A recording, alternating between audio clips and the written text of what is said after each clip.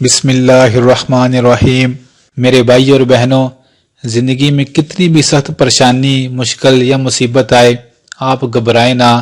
قرآن پاک کی ایک آیت ہے سورہ آل عمران کی، اسے پڑھ لیں۔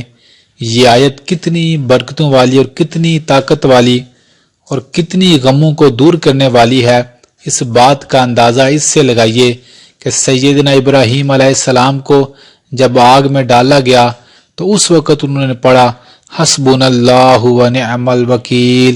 اللہ تعالیٰ نے کیسے ان کے غموں کو دور کیا اور ان پر آگ کو ٹھنڈا فرما دیا۔ میرے بھائی اور بہنوں، صحابہ کرام رضوان اللہ علیہ اجمعین پر جب کوئی غم، پریشانی یا مصیبت آتی یا کوئی آزمائش آتی تو وہ بھی یہی دعا پڑھتے تھے حسبنا اللہ و نعم الوکیل۔ تو اللہ تعالیٰ بڑے بڑے غم، بڑی بڑی مصیبتیں اس آیت کے لفظوں کے صدقے دور فرما دیتے تھے۔ سبحان اللہ۔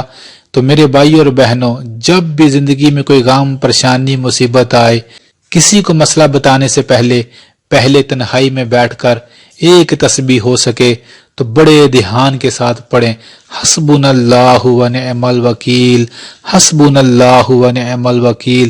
انشاءاللہ میرے بھائی اور بہنوں، ہو نہیں سکتا جو بندہ غموں اور پریشانیوں میں اس لفظ کو پڑھتا رہے دل کے ساتھ اور اس کا غم، اس کی پریشانی دور نہ ہو۔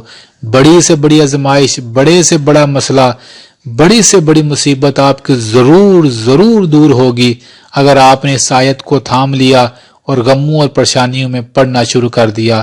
میری بات ہمیشہ یاد رکھیے گا، اس آیت کو ضرور پڑھیے گا۔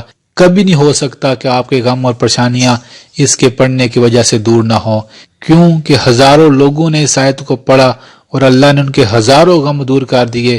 انشاءاللہ آپ کے بھی تمام غم اور پریشانیاں ضرور دور ہوں گی۔